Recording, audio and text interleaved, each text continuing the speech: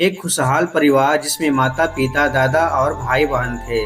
उन्हें अपनी खुशियों पर नाज था। एक दिन ऐसा आया जब पिता ने साथ छोड़ दिया।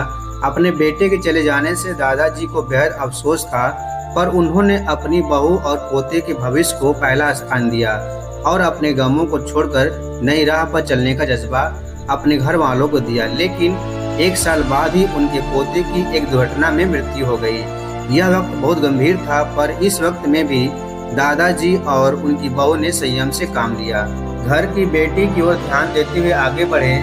समय के साथ ढलती उम्र के कारण दादाजी ने भी विदा ले ली।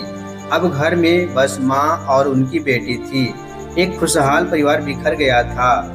अब बेटी बड़ी हो रही है, जिसके जीवन के अहम फैसले उसके सामने हैं, पर मन में उदासी और बेचैनी है। महज 14 वर्ष की आयु में पिता और फिर भाई को खो देने की तकलीफ है, पर हमेशा अपनी माँ की सीख पर जीवन में आगे बढ़ती रही। हमेशा एक हंसता हुआ चेहरा लिए ही उसने अपने जीवन को गले लगा रखा था। एक दिन अकेलापन का बांध टूट गए और उसने भरी हुई आंखों से अपनी माँ से पूछा, माँ, आप हमेशा कहती हैं कि हमारी जिंदगी बहुत अच्छी है, दुनिया में बहुत तकलीफ है, पर हमारे साथ ईश्वर है। लेकिन मुझे तो नहीं लगता। एक एक करके सब चले गए, आज केवल उनकी यादें हैं। तब माँ ने उसे जवाब दिया, बेटा, मैं मानती हूँ कि तूने बहुत ही कम उम्र में अपने पिता और भाई को खो दिया।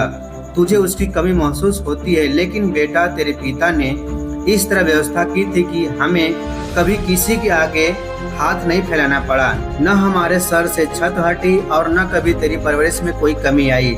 तेरे और मेरे नसीब में उन सबसे दूर जाना तय था, पर ईश्वर में विश्वास रखते हुए हमने हमेशा उसका आदर करके जिंदगी को गले लगाया। उस कारण ही हमें इस दुख को सहन करने की ताकत मिली। अगर यह हिम्मत नहीं होती तो आज हमारी जिंदगी एक अभिशाप बन जाती। इस कहानी से हमें यही सीख मिलती है कि खुशी और गम एक ही सिक्के के दो पहलू हैं और हर एक पहलू जिंदगी में दस्तक देता है। बस व्यक्ति को गम बड़ा नहीं बल्कि छोटा करके देखना चाहिए।